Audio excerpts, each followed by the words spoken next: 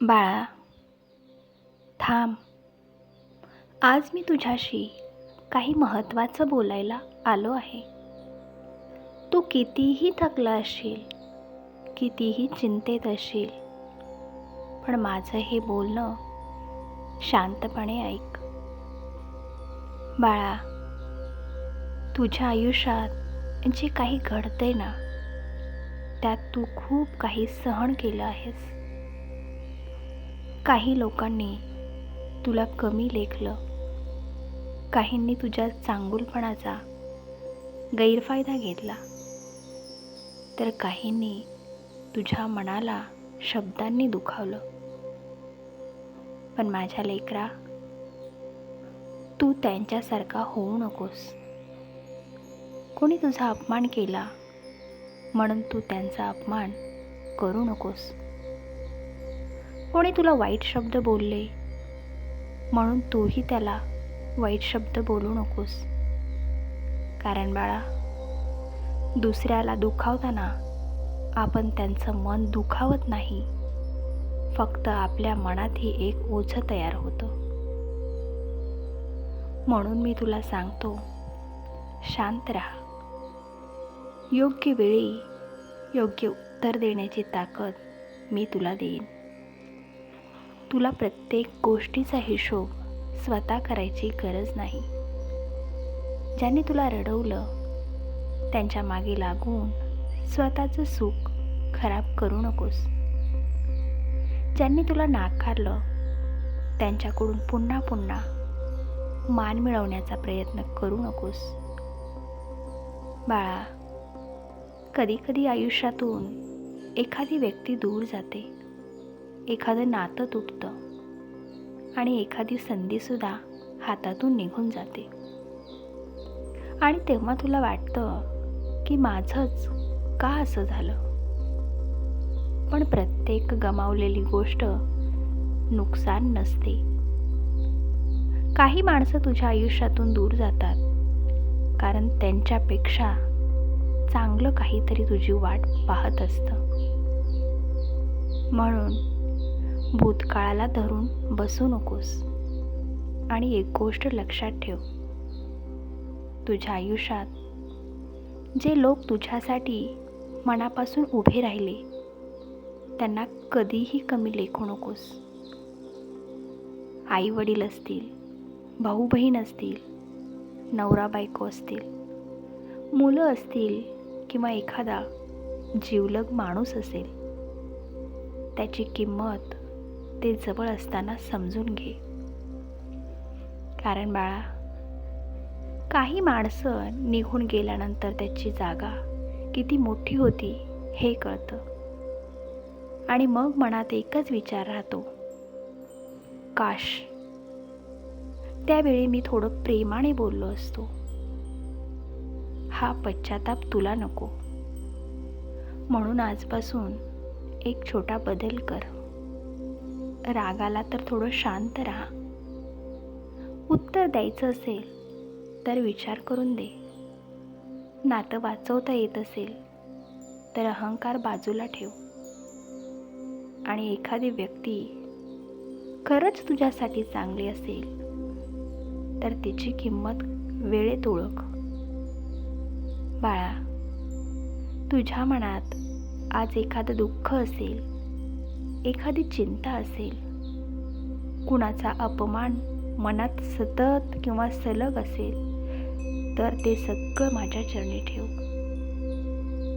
तुला प्रत्येक प्रश्नाचं उत्तर आजच मिळेल असं नाही, पण एवढं मात्र नक्की समजून घे की तू एकटा नाहीस. तुझ्या डोळ्यातलं पाणी मला दिसतं, तुझ्या मनातली घालमेल मला कळतेय. तू कुणालाही सांगत नसलेली गोष्ट सुद्धा माझ्यापासून लपलेली नाही. म्हणून घाबरू नकोस. आज परिस्थिती कठीण आहे म्हणून उद्याही तशीच राहील असं नाही. तुझ्या आयुष्यात पुन्हा आनंद येईल, तुझ्या घरात पुन्हा एकदा हसू येईल, तुझ्या मनाला पुन्हा शांतता मिळेल. फक्त तू माझ्यावर विश्वास ठेव. वाईट वेळ आली म्हणून माझ्यावरचा विश्वास सोडू नकोस. कारण बाळा, ज्यावेळी तुला वाटतं की आता काहीच उरलेलं नाही, कधीकधी त्याच वेळी तुझ्या नव्या सुरुवातीचं एक दार उघडत असतं. म्हणून आजपासून एक गोष्ट मनाशी पक्की कर. कुणाचा विनाकारण अपमान करायचा नाही. कुणाचं मन जाणून बुजून दुखवायचं नाही. आणि स्वतःचाही अपमान सहन करत बसायचं नाही. प्रेम ठेव, पण स्वतःचा मानही ठेव. माफ कर, पण पुन्हा पुन्हा त्याच चुकीला संधी देऊ नकोस. शांत राहा, पण अन्यायासमोर कायम गप्प बसू नकोस. आणि सर्वात महत्त्वाचं, माझ्यावर विश्वास ठेव. तुझ्या डोक्यावर माझा हात आहे.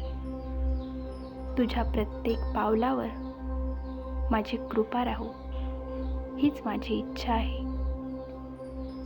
बाळा, आयुष्यात प्रत्येक माणूस आपल्याला समजून घेईलच असं नाही. तू कितीही चांगला वागलास तरी काही लोक तुझ्यात चुका शोधतील. तुझ्या शांततेला ते कमजोरी समजतील आणि तुझ्या प्रेमाची किंमतही कदाचित जाणणार नाहीत. पण त्यासाठी तू स्वतःला बदलू नकोस. तुझं मन स्वच्छ ठेव, कारण दुसऱ्याने तुझ्याशी कसं वागावं हे तुझ्या हातात नाही, पण तू दुसऱ्याशी कसं वागायचं हे नक्की तुझ्या हातात आहे. बाळा, कधी कधी तुला वाटतं मी एवढं चांगलं केलं तरी माझ्याच वाट्याला दुःख का आलं? पण लक्षात ठेव, प्रत्येक चांगल्या कर्माचं फळ लगेच मिळत नाही. काही फळ वेळ घेऊन येतात. तू केलेली चांगली गोष्ट कुठेही वाया जात नाही. आज तुला ज्याचं उत्तर मिळत नाही, त्याचं उत्तर कदाचित उद्या तुझ्यासमोर उभं राहील. म्हणून काही करू नकोस.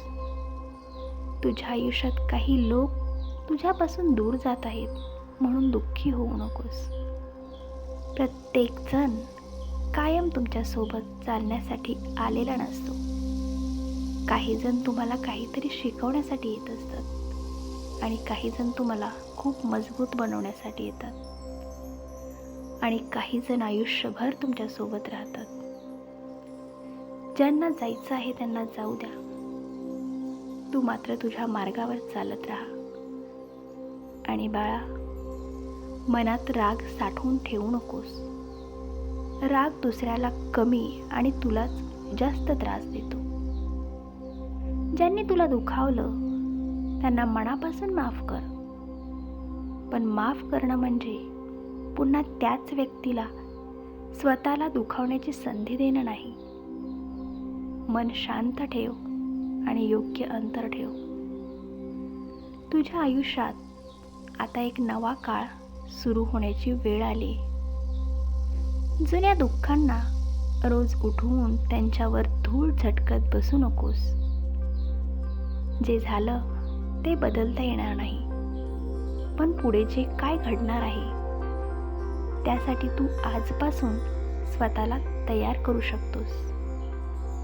बाळा, तुझं घर शांत राहावं, तुझ्या मनात समाधान असावं आणि तुझ्या चेहऱ्यावर पुन्हा हसू यावं, एवढंच मला हवं आहे. तू माझं नाव प्रेमाने घे, पण फक्त माझं नाव घेऊन थांबू नकोस.